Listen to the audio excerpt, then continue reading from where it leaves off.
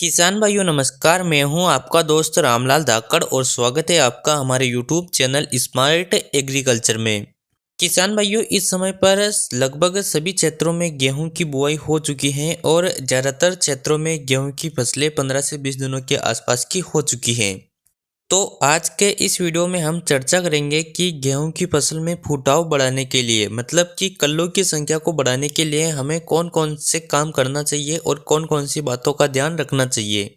तो इस वीडियो में हम गेहूं की फसल के लिए महत्वपूर्ण खाद स्प्रे और समय पर सिंचाई के बारे में चर्चा करेंगे। तो इसके लिए आप वीडियो को बिना स्किप किए अंत तक जरूर देखिए और आप हमारे चैनल पर पहली बार आए हो तो चैनल को सब्सक्राइब करके उसके पास आई घंटी के निशान को भी दबा दीजिए।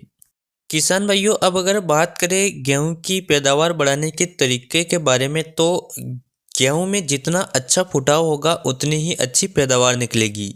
तो गेहूं की फसल जब तक वेजिटेटिव ग्रोथ की अवस्था में होती है उस समय पर आपका ध्यान सिर्फ गेहूं के फुटाव के ऊपर होना चाहिए।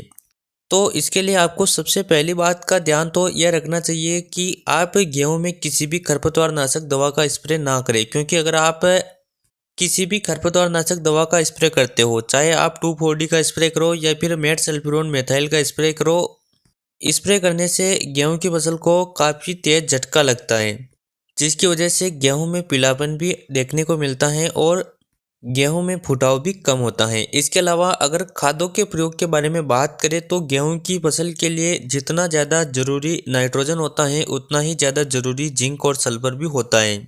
इसलिए अगर आपने गेहूं की बुआई के समय पर जिंक सल्फर युक्त खादों का प्रयोग नहीं किया है तो जब आप गेहूं में पहला पानी लगाते हो उस समय पर यूरिया के साथ में जिंक सल्फेट खाद का प्रयोग भी जरूर करें।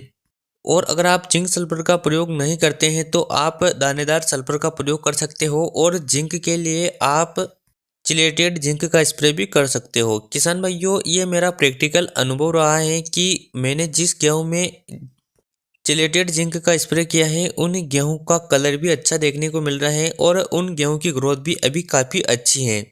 तो मैं आपको भी रिकमेंड करूंगा कि आप भी अपने गेहूं की फसल में जिंक सल्फेट का प्रयोग जरूर करें।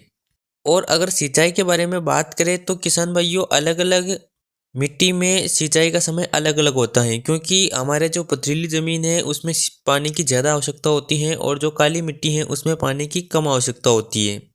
तो उसके लिए आप अपने खेत में जाकर देखिए और जब खेत में नमी पूरी तरीके से खत्म हो जाए उस समय पर आपको गेहूं में सिंचाई करना चाहिए। और अगर स्पेशल यूरिया के बारे में बात करें तो किसान भाइयों गेहूं की फसल में हमें 2 बार यूरिया का प्रयोग करना चाहिए। एक तो आप पहला पानी लगाते हो उस समय पर यूरिया डालें और जब आप दूसरा पानी लगाते हो उस समय पर भी यूरिया डालना चाहिए, जिससे गेहूं को वेजिटेटिव ग्रोथ की अवस्था में नाइट्रोजन की बिल्कुल भी कमी नहीं होगी और पौधा बहुत ही अच्छे तरीके से ग्रोथ करता रहेगा। तो किसान भाइयों अगर आप वीडियो में बताई गई बातों को फॉलो करते हैं तो यकीनन तौर पर आपको गेहूं की फसल में बहुत ही शानदार रिजल्ट देखने को मिलेगा।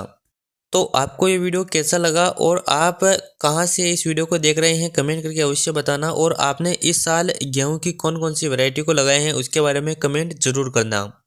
चलिए मिलते हैं अगले वीडियो में। जय जवान जय किसान।